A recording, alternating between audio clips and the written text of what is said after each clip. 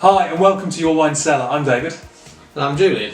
And we're two wine enthusiasts. We've got a bit of knowledge, we've got a little bit of backing, but fundamentally we're here to try and teach you a little bit more and share some of our enjoyment of the wines that we enjoy drinking. Yeah, this is wine for all at decent prices and some way you can get hold of it easily. Yeah, and this week we've got three wines, one red, one white and a Cremon from Bourgogne that we want to share with you. And all three fundamentally are a little bit different to what you might expect, and we'll explain why as we go through. Now, the first wine is a Riesling. Riesling is a grape that you traditionally find in Germany in the Rhine Valley, but this one's actually from North America. It's not from California though, like most North American wines tend to be, or at least most people imagine kind of Napa Valley or something along those lines, but this one's actually from Washington State. It's a 2016 from Washington State area called the Originals. So let's try it.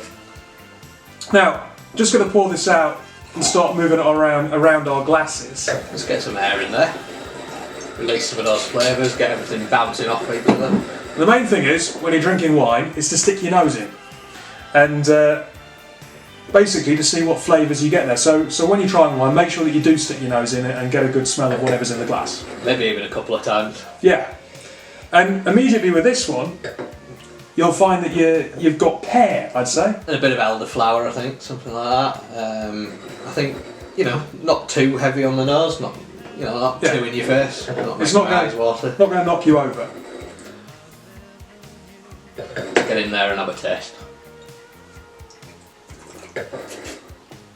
Again, just getting a bit of air into the mouth just so I can taste it better. Leaving it in there for a little while. I think quite sharp at first. Yeah. Definitely got a creamy finish. Kind of reminds me of the sweet shops, the boiled sweets as a kid. Yeah, that pear flavour kind of develops a bit more into pear drops or pineapple cubes or something along those lines. Yeah.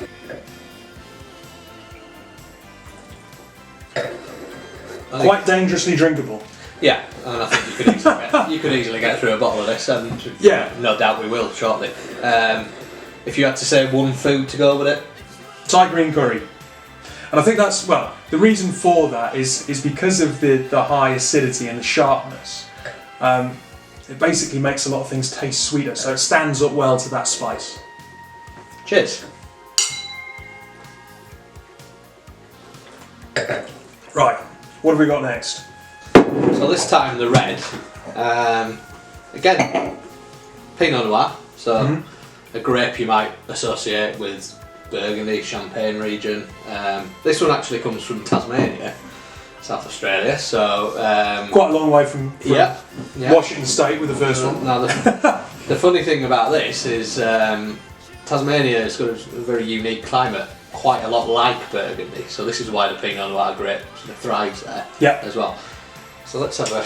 It's funnily enough, I mean, you normally get Pinot Noir, you get Sauvignon Blanc, you get Chardonnay in Tasmania, although with good old global warming you're getting a few more grape varieties too, so everyone else is suffering, but maybe the Tasmanian wine industry is having a bit more variety. Again, just getting some air in there. And it smells a bit like Christmas, it smells a bit like mulled wine. Yeah, it's got that black cherry, that oakiness to it. Yeah, cloves. It's a bit of black pepper maybe. Yeah. Let's have a quick taste. Again, make sure you move it around your mouth, make sure you get it to your cheeks, around your tongue, make sure it evaporates a bit. You're getting that lightness through the fact that it's really drinkable.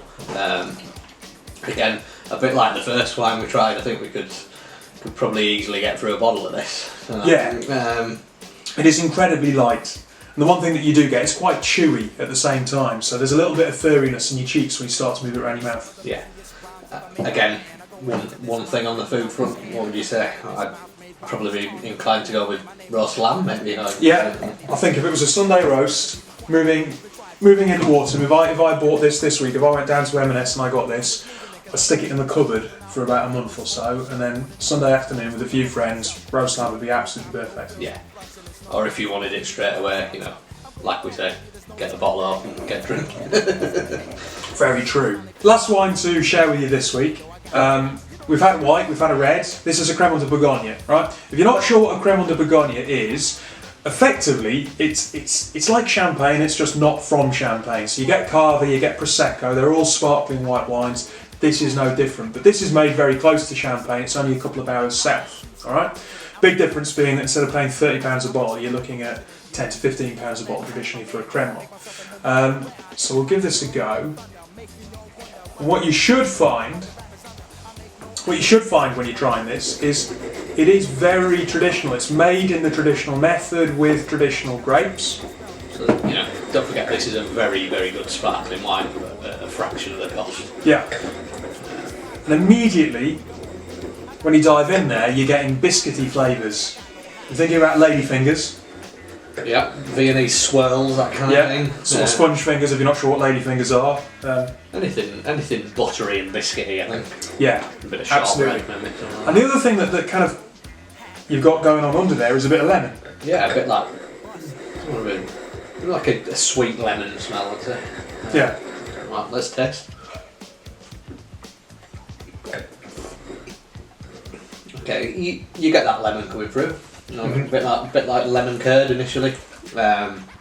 It's incredibly creamy. Very creamy. It's very creamy, and it's not particularly sharp in terms of. It's very easy to drink. It's smooth. That creaminess comes through to a great degree, but it's quite tart at the same time. I think a very nice bottle to share with friends. Maybe you're celebrating something. Maybe you're not. Maybe you just want a cheap bottle of fizzy wine. Yeah, absolutely. But anything last on flavours? I mean, what do you get? Grapefruit? A bit of grapefruit, yeah, I'd say that. Now, if you were to drink and eat at the same time, what would this go with? I'll put it against the classic prawn cocktail, I think. That grape. You could have gone a little bit more classic with the prawn cocktail. Great. I was thinking maybe smoked salmon on Christmas morning, but no, alright, prawn cocktail. We've got first one drinkers, it's 1970s all over. We should be celebrating, it's only 15 quid a bottle. So. And, it is our first video, so could have splashed out a bit more than that. All three of these wines this week are from Marks and Spencer's, so Marks and Sparks, my grandma used to say was the mark of civilization. If there's a town in the UK without Marks and Sparks, it's probably not worth going to. All very easy to get hold of, all less than £13 a bottle. The Cremant, that could be easily 30 or 40 quid, is actually £10 a bottle. We picked it up for this evening. That's those wines for this week. Next week we'll be back with 3 more wines. If you've enjoyed us, share us.